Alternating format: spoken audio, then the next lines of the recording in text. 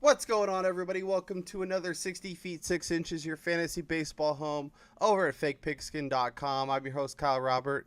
You can follow me on Twitter at NotoriousKRO. With me today, it's Damian Dabrowski back for another trip. He had so much fun on Saturday or Sunday or whenever we recorded that. How's it going, Damian?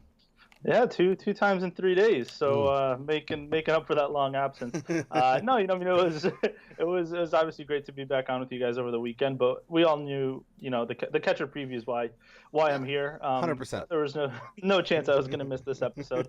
I'm sure we had a clamoring of guests trying to get in on this episode. I know Yeah. Ben was really pushing to try to make it on here.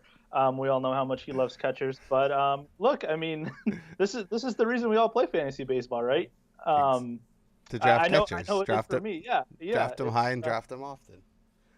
It's far and away the best part of your entire draft. You love those two catcher leagues, maybe three catcher leagues if you're really feeling a little ambitious. Especially the only leagues, AL only, NL only. Get a couple good backstops going there. I mean, I don't know. I feel like I speak for everybody. Maybe I don't. If you guys just disagree, I guess let me know on Twitter. But yeah, this is the highlight of the fantasy baseball preseason here. So I'm ready to go. Yeah, absolutely. When there was a catcher pod in the works, we knew there was only one person who could answer that call, and it was definitely you. Ben was really upset he couldn't make it, but I'm sure he'll be able to fire off all his catcher takes as the preseason rolls along. Yeah, he'll Uh, probably fit him into a 140 characters, so he'll be fine. I did go. I did thanks to NFBC. I'm about 90 catchers deep in my rankings, so I'm not sure if I have quite enough there, but I'm getting pretty close. On a serious note, let's talk catchers. Let's talk fantasy baseball. Um, and we'll start at the top, Damon. I think there's three names that kind of encompass the top tier, and you let me know if there's a sizable difference between the kind of the three names I'm going to throw out. But Gary Sanchez, Willson Contreras, Buster Posey, in some order, seems to be the kind of consensus top three, and a clear gap between them and JT Realmuto, Sal Perez, Yadier Molina, whoever you want to throw in that tier. Yeah, no, that's definitely how I have it. But I actually, I think Gary Sanchez is his own tier. I think there's a pretty big gap between him and both Posey and Contreras. So I actually have Sanchez in a tier of his own, a one man tier, and then Posey and Contreras in that second tier. Maybe some people have it closer. I just think the thing with catchers is even I mean, we're stating the obvious here, but even the ones that play a lot still don't really get a lot of counting stats relative to other positions. So especially for somebody like Buster Posey, who I'm really worried about his power. We've seen it Mm-hmm. decline a lot in recent seasons. Even if he hits 300, that's not the same as an everyday player hitting 300. So I'm not willing to bump him up because of that average, because it's not having the same impact on my team. Whereas if you look at counting stats, like home runs or RBIs, those you can compare easily to any other position, right? So if Gary Sanchez hits 33 homers, yeah, there'll be some first basemen maybe that'll hit a couple more, but that's going to be a lot more than most players at several positions. So that impact is going to be a lot more in that category than Posey's average. So I think the fact that Sanchez, with the fact that he can still play some DH, I think they're going to want to keep his bat in the lineup. And with Stanton being the DH, I mean, we know he can play the outfield because he's played it his entire career up to this point. So even if they want to DH him, it's not like, it's a JD Martinez situation or something where if he's not DHing, then there's not really a spot for him in the lineup. He can easily go back to the outfield, once a week or every so often to get Sanchez those DH at bats. So I think he's going to play enough, like Posey did in his prime, where it's actually comparable to, some of those first basemen, maybe if he gets 140 games. And with that, I just think the counting stats are going to be there where there's really a pretty distinct gap between him and everybody else at the position for me. Yeah, and I think ADP tells us that. I mean, per NFBC's ADP, Gary Sanchez is a top 20 overall player, where Contreras and Posey are down in the 50s, almost 60s. So it seems like a lot of people are kind of in lockstep with you now. Is Sanchez really that high now? Yeah, Top 20? yeah, I mean this is NFBC ADP I pulled off. It's basically over the beginning of February, so or I guess from the beginning of February till now. And I can get a better number. This is what I pulled off probably last week. But let me double check just to make sure that where he is currently. But yeah, he's a guy that's garnering a lot of love. I know NFBC tends to be a little more, I guess, I don't know, professional or a little more serious minded in terms of where, yeah, he's the 20th overall player since the beginning of the month. Yeah, I pulled that up as well. Yeah, so I mean NFBC is definitely the most. So I mean there's it's good and bad in terms of this ADP. It's definitely the most just given the stakes and the depth of these leagues. It's definitely the most competitive pool of players you're going to find anywhere, kind of in the industry. That said, because of the overall contest, it's also very geared towards upside because so much of your entry fee goes to the overall prize pool that winning your league is great, but really the whole point is to try to compete for the overall title. So you're competing against over 100 other teams. Yeah. So I think you see that especially in terms of prospects being drafted much higher than kind of the ADP you'll see on Fantasy Pros, just under the assumption that if they get called up early, they're going to have a lot of value. Same thing with relievers, for instance. Relievers get bumped up because you can't punt saves, but also kind of the guys in waiting. That should be good closers because they have high strikeout rates, get bumped up a lot more so over, the old guys that might get saves like Fernando Rodney or Brad Ziegler. Those guys really get bumped down because a lot of these players just don't think they're going to hold on to the job and they'd rather have the guy who might take it from them. So Yeah. you got to keep that in mind. But I do think in terms of looking at tiers, at least, especially kind of towards the top of certain positions, it is very useful. So like you said, that distinction is pretty clear, in the 30 or 40 picks between Sanchez and Posey that you see on there. Yeah, and even I'm looking on Fantasy Pros right now. He's 24th on Fantrax. He's 22 on Yahoo. He's 30 on ESPN, which is kind of the outlier, and the RT has him at 22. So people drafting now are clearly in on Sanchez, and I think for good reason. Now, in other positions, especially like shortstop, guys like Carlos Correa or Trey Turner, will get a big bump because of not only what they can do, but relative to the position, things like tight end is kind of similar in fantasy football. Do you think Sanchez is good enough and his numbers against the other players in the position warrant him being a second or a third round draft pick? I do. It's tough because it's still tough to kind of get used to taking a catcher that high. Mm-hmm. But I do think, especially this year, we just see that aside from him, there's really question marks with almost everybody else at this position. Yeah. So the advantage you are getting, and it's a lot of times it's kind of, people say in two catcher leagues, that's where the difference is higher. And that's where the good catchers get bumped up more so than in one catcher leagues, which is true to an extent, because the flip side of that is that in shallower leagues where you do only have one catcher, those are the leagues where the truly elite players have the biggest advantage. At least in a two catcher league, theoretically, all those teams have there's a wide range of options they can kind of go with those two catchers, and they might get lucky and hit on somebody, who wasn't projected to be much of a contributor that year and ends up being, a borderline C1. Whereas if you're in a 10-team league with one catcher and there's only 10 catchers being started, Gary Sanchez is going to be substantially better than those 9 other catchers, and those are the 9 only other players he's competing against at that position. So it kind of makes sense in both formats, actually, to look at the advantage he gives you. That said, I certainly don't think that it's really necessary at all to invest that high in catcher, to have a competitive team by any means. Yeah, I'm with you, and I know, we've definitely done the wait until the last, kind of draft them as if they're quarterbacks. Yes, they can be special, but at the same time, you can kind of get down low, put in cobble together. Like taking Gary Sanchez 23rd means over JD Martinez, Madison Bumgarner, Cody Bellinger, Steven Strasburg, Josh Donaldson, Syndergaard. Like, those are some names. Like, I understand the difference, and that's why like mock drafts I think are really important too. Is you could take Sanchez early and see how the rest of your team pans out and see what you think, and see kind of how it goes. Let's talk about the other two names, Damian, and we'll start with my boy Buster Posey.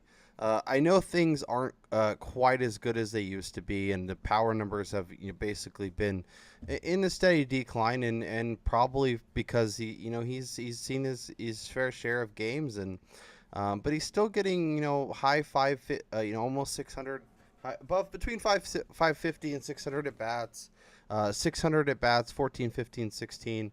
This is a lineup that's significantly improved from last year when, as we've talked about several times, that, they had fake players running out there to play in the outfield. And guys like Georgis. Yeah, Jorkis Hernandez and Adrianza and, like computer-generated guys. Now granted, Andrew McCutchen and Evan Longoria and these guys are kind of past their prime and definitely not the players they were, but they're still a lot better than whatever we were running out last year. Do you think Posey is is he the number 2 for you? And is he a guy that you feel a little bit better about kind of what his potential could be in 2018?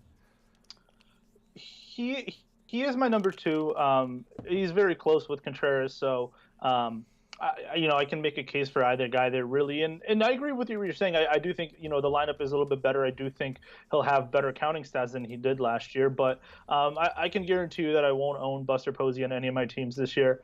Again, I'm just not, no matter how much improvement we see from him relative to last year, he's still not going to really be a major factor in terms of counting stats, like I said at the top of the show here. And I'm not drafting a catcher for average. So it doesn't make sense for me to use a pick on him where he's going in drafts. But, I'm not saying he's not a good player. I think he's still, easily up at the top of that position right behind Sanchez. And again, I'm not going to fault anybody who wants to draft him there. It's just not how I build my teams.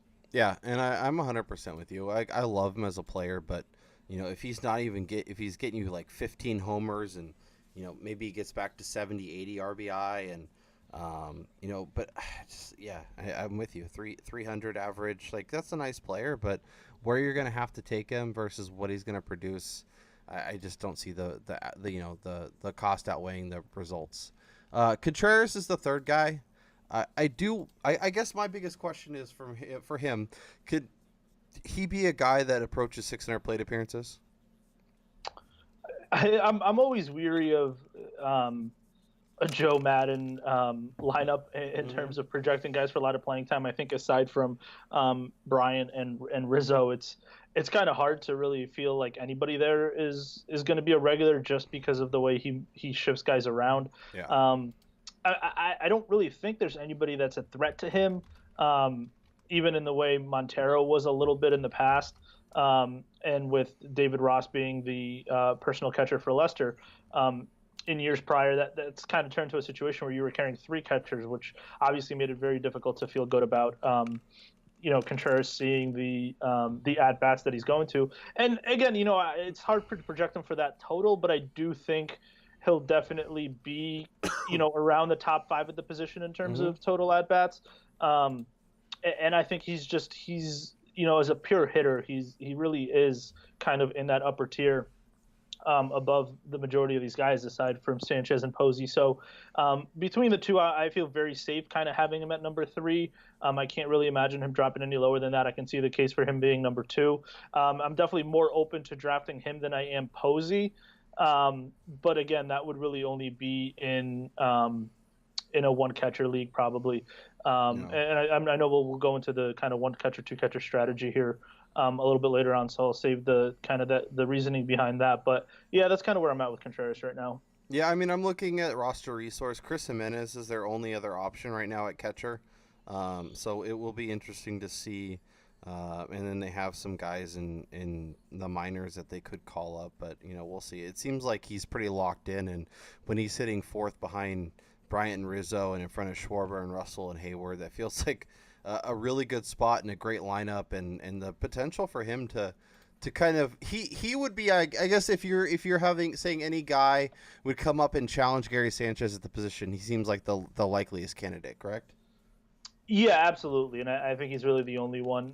I guess him and Posey are really the only ones that you could even kind of see a scenario where that would happen this year. Yeah, I totally agree. So let's get into the kind of the your thoughts at the position, because you said you're likely not taking Posey. You're probably not taking Contreras. So in one catcher leagues, is it pretty much Gary Sanchez, or you're waiting till the last guy? Yeah, that's exactly it, and I'm still not as high on Sanchez. I wouldn't in a one catcher league. I probably wouldn't take him till somewhere around the 30th pick. Mm-hmm. So in a 10-team league, towards the end of the third round there, in a 15-teamer, kind of on the swing at the end of the second. So I'm okay with that, but I wouldn't take him much higher than that.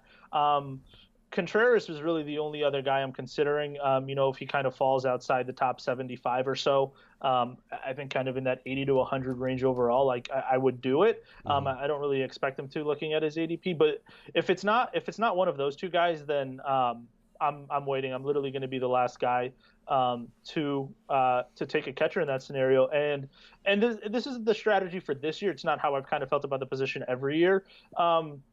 And a big part of that is while I do, and I'll get to it when we kind of go over the two catcher format, but I do like that third tier, that middle group, starting with Sal Perez and Real Muto, and for me kind of going down to the, Beef, Molina, and Willson Ramos kind of ending there.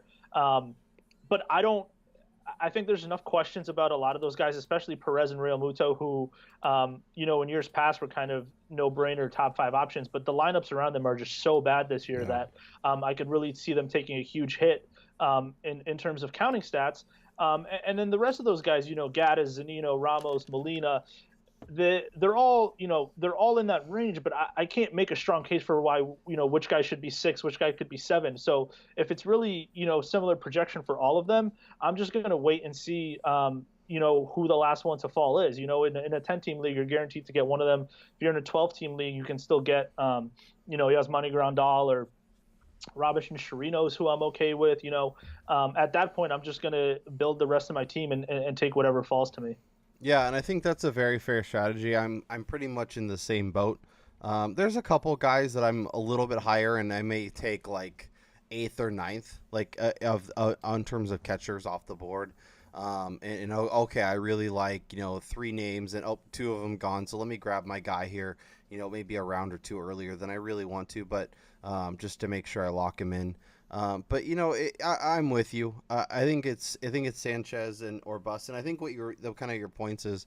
Yeah, I'm with you. I like if any of these guys start falling a round or 2 from ADP, that's when I start really becoming interested. Yeah, I think kind of as we approach, once we get past Corey Seager at 31 on Fantasy Pros ADP, like when he comes into Carrasco, D Gordon, Brian Dozier, like I would take Contreras there. And same with what's his name? Or no, I would take Gary Sanchez there, and I take Contreras. ESPN has him at 75, so if you're drafting on ESPN, you might be able to get a little value. And even as a guy, if I can get him in the high 60s, like I'd be fine with that. They're depending, I guess it all depends on what else is left and whatnot. So let's talk about 2 catchers. How does your format change? Are you more likely to lock in on a guy to get as your catcher 1 and then kind of cobble together rest, or what's your general strategy?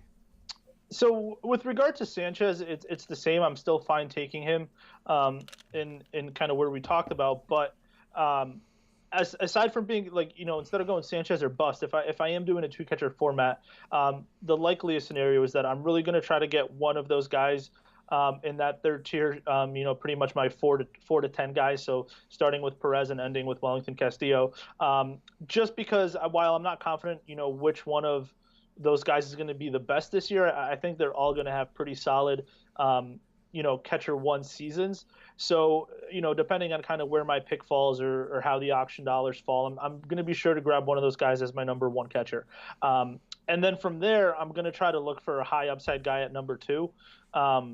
So, I mean, that again, it's just going to depend on the depth of the league. I think if it was something like NFBC where, it is 15 team, and chances are you're kind of going to be doing a lot of waiver wire action as it pertains to your second catcher. I might look to grab somebody like Chris Iannetta, um, and hope, even in a platoon situation in cores, he kind of has a big power season. Maybe Jorge Alfaro gets called up for the Phillies. I like James McCann a little bit. But that's kind of the way I'm looking at it is I want one guy from that third tier, and then I'm willing to kind of wait towards kind of that, 18 to 28 range, maybe at catcher, really 24 range, kind of depending on how you have it, to grab my second guy. I don't want to get stuck in a position where I'm taking two guys in kind of that fourth or fifth tier, just because there's so many questions surrounding all of those players, a lot of them being in platoon situations. But I think if you have a pretty solid guy as your first catcher, it really serves you to kind of look for one of those guys. Like I mentioned with Iannetta, or even, Stephen Vogt or Alex Avila, guys that aren't going to play, 140 games, but they're going to be in good spots. They're going to be in good lineups. And in a situation where a lot of teams, have a question mark at their second catcher, you don't really need another guy as your C2 to get that stable of production. You just want a guy that's going to put up numbers when he's in there, even if, the full totals aren't as high as they would be for somebody with more playing time. Yeah, I mean, for me, I'm a little more aggressive, I guess, if I'm waiting. So if I miss out on that first run of Sanchez, Contreras, Posey, they all go way too high. I'm gonna skip Realmuto. But if I can get two of like Wellington and Wilson Ramos, or Yadier Molina and Jonathan Lucroy, for example, if I can get a couple of those guys in that mid tier, I don't hate it. Like, I think that's kind of my goal. Now, I'm not going to go out of my way just to lock up those guys just so I feel better about my catching situation. But I'd like to get stability from both my guys in the draft. If I get one of Sanchez or Willson Contreras, I'm much more comfortable waiting for my C2 and kind of piecing it together via the waiver wire. How do you like, kind of, if you're looking for a C2 and you're looking at some of these platoon situations, like the Milwaukee one stands out. I like Stephen Vogt, but what's his name? Manny Pena played really well last year when he got to play. The Dodgers situation's kind of interesting just because Austin Barnes is supposedly playing second base this year, so he can get more at bats. Some of these kind of messy situations. Are you fine going in? Like you said, you were fine with Vogt. Are you comfortable with the situation, or is it situation by situation that you kind of decide whether you like a catcher or not?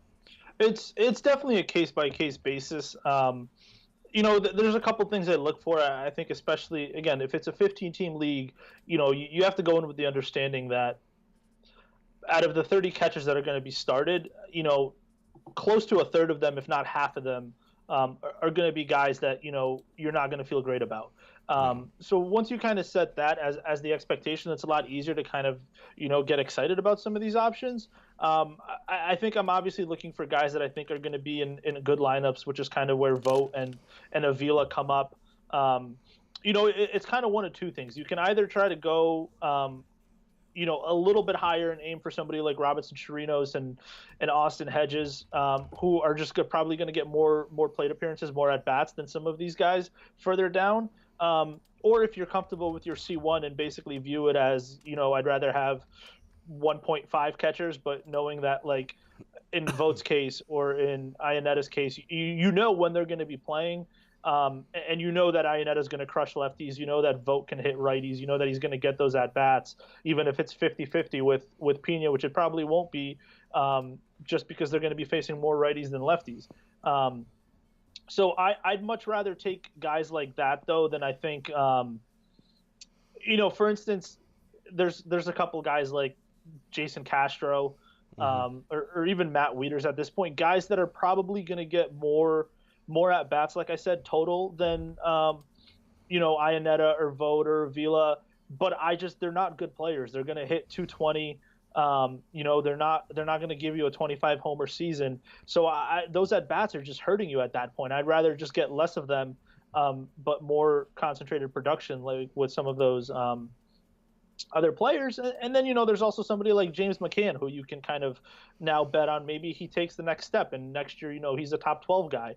Yeah. He's obviously, young enough to do that. And now that Avila's not there anymore, there's not really a clear backup to take playing time away from him. Or, Travis Darno, another guy who's kind of in that similar boat where it's always been injuries. There's always been something, but we've never really seen, 140 games out of him. And I think if we do, then, he would be a top 12 catcher. So that's kind of the other way you could go with that. Cool. I'm gonna throw out a few names, guys that that are lower down that I think are interesting. I want to get your take, and then I'll let you throw out some names. So I think Beef Wellington, a guy that you've been excited about in the past, I think he's in a really nice spot, hitting fifth in the White Sox batting lineup.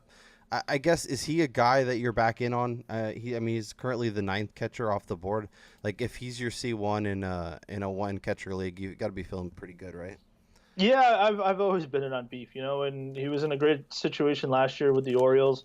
The only issue there was kind of towards the second half of the season, they started sitting him a lot more. He's basically in a 50-50 platoon with Caleb Joseph. So Yeah. As long as that doesn't happen with the White Sox, I know they have a pretty good catching prospect, I think, but we shouldn't really see him yet this year. So I think for 2018, you can lock in Beef as definitely a C1. My boy Wilson Ramos. Let's talk about him because this is a guy that I thought would come back a lot sooner last year, and it took him so long to get back. Only 224 plate appearances, but this was a guy that in 2016 had 523 appearances, hit 22 bombs, hit over 300. I'm not expecting this guy to come back, but do you think we could see a guy much closer to this kind of production, maybe gets, close to 500 at bats? Yeah, I think that's the plan. I'm sure that's what the Rays are hoping for. On kind of the fact that lineup's really kind of fallen apart through spring training in terms of some of the guys they've shipped out. It's not going to be a good lineup. I think it's going to be tough for him to have a lot of RBI opportunities there and whatnot. But at the same time, he instantly becomes one of kind of their middle of the order guys. So he's probably going to hit cleanup or fifth. No worse than sixth probably. So even with not the kind of the greatest pieces around him, I think he's going to be in a pretty good situation. So I would definitely bet on a bounce back with him. It sounds like he's healthy, so we should see those plate appearances go up. There's not really anybody else there to take at bats away from him. So I can definitely see a bounce back, and I think, like I said, once you get past Perez and Real Muto, I think that 6 to 10 area with kind of Ramos and Beef, Gaddis, Zunino, you can kind of shift those guys around any way you'd like. But I'm definitely in on Ramos as being a top 12 option this year. Yeah, for sure. I think I am as well. You kind of mentioned it when we were talking about Perez and just now with Ramos, but with these lineups that are kind of just a mess, or like teams that are just kind of shipping out all these guys, like would you rather have somebody that you trust a little bit more is hitting it maybe fourth or fifth in a terrible lineup, or would you rather take a shot on a guy who's in a better lineup, but maybe hitting sixth, seventh, a chance Cisco, maybe Evan Gaddis, kind of guys like that? If we're talking kind of just hypotheticals, I'd probably settle for the guy in a better lineup, even if he does hit a little bit lower, just because, like I said, even hitting cleanup, I just don't think most catchers are going to get the plate appearances necessary. Yeah. Hitting cleanup's only good if the 3 guys in front of you get on base. And like in situations like Miami or Kansas City, it almost doesn't matter. Obviously it's still better that those catchers hit there than they do at the bottom of the order, but it just doesn't seem like there's really going to be a lot of opportunities for them to do so. Whereas, even like you saw with Jonathan Lucroy when he was in Texas, obviously it didn't, he ended up having a terrible season, but even when he was batting like 7th or 8th, it seemed like he was constantly up there with guys on base with opportunities to drive runners home. So that's probably where I would lean. For sure. Yeah. I think I'm with you, especially, you can adjust based on the players, but yeah, give me a guy with better lineup who you'd rather have him come up 3 times with guys on base than 4 or 5 times with nobody up. Let's talk about Michael Zunino. He's a guy that a lot of people are in on. Obviously the 25 home runs last year in 435 plate appearances is something that kind of pops off the page a little bit. But this is a guy that strikes out a ton, has a really bad average just kind of in general. Is he a guy that you're interested in taking, or is he one of the guys that you kind of just jump? No, I think, depending on how it falls in that range, Zunino is a guy I like. Um, Mostly just because, like I said, I don't really pay attention to batting average for catchers because I don't think it has enough of an impact on you. But the counting stats do, and aside from Gary Sanchez, Zunino might be the second best pure power option Yeah. at the position, and he doesn't have to hit 260 as long as he doesn't hit 175 and get sent to the minors. He's going to end up being probably a top five guy just on homers alone. So I'm definitely in on him. I do think he's made some strides. I don't think he's all of a sudden going to, change his batting profile, and there's still kind of a lot of holes in that. But like I said, there's question marks for pretty much every catcher. At least Zunino has one skill that you can bank on. That assuming he's healthy and in the lineup, he's going to deliver. So I'm definitely fine with him as your number one option there. Yeah, I think I don't know. I keep going back and forth with him. The point you made about the amount of at bats, especially in like a roto sense, when he's hitting 250 with 400 at bats as opposed to 600, it does hurt you a lot less. So that is something that you can kind of wipe away a little bit easier at catcher. Jonathan Lucroy, like he was in Texas and Colorado and some of the best hitting parks. He's still unsigned. He's currently 12th on Fantasy Pros ADP. Like, are you drafting him and are you comfortable with that, or are you thinking this could end poorly and he's a guy you're avoiding as you kind of get into that lower tier? Until he signs, I find it hard to kind of draft him, just because I can't think of an obvious landing spot for him. There's some places we'd like to see him go. I'm sure. I think he'd be good on the Nationals. But at the same time, there's not really a situation where we can say if he signs there, he's all of a sudden going to get 500 at bats. So, Yeah. if he becomes a platoon player or something like that, it's going to be hard to get excited about. And I just don't think, again, there's just really upside by the nature of the position to, this isn't like JD Martinez where you can get a value on him if you draft before he signs because, chances are wherever he signs, he's still going to be the same player. It's not really the case with catcher, especially with this far down. So, I'm definitely not going to get a lot of Lucroy shares unless something changes and we get some clarity on his situation. So throw out a couple names. I know we've talked about a bunch of guys, but if you're in the draft and it's kind of towards the end, is there like two or three names that really stand out among this kind of, you know, Zunino down to, Robinson Chirinos, Christian Vasquez, anybody in that kind of chunk that you're really excited about for this year? There's not really a standout just because I find it pretty hard to kind of get that confident kind of about Hmm. catchers in general, just because of how injury prone the position is, and again, with kind of the inconsistency they have in terms of being in the lineup. But I mentioned a couple of these names before. I do think Chirinos in Texas could be a very good power option. If you miss out on Zunino and you're just looking for a guy that's going to give you homers and you're not really concerned with much else, I think he's somebody that you can target. Probably he's not going to go inside the top 15 or so, but should deliver some value there. We mentioned McCann a couple spots after that. I have him at 19 right now. But a guy that has the job all to himself, has definitely shown some flashes in the past, and if he can kind of put it together, then I think that's going to be somebody that could kind of break into that, like I said, top 12 when we're talking about this at the same time next year. And then aside from that, I just think you can try to pull out a couple of guys that somebody like Tucker Barnhart. I can't imagine anybody's excited to end up with Tucker Barnhart as their second catcher, but he's a good hitter. And I don't know what's going to happen with Mesoraco. It doesn't seem like he's ever going to come back to being kind of the primary guy there. If Barnhart plays 120 games, he's probably going to hit 270.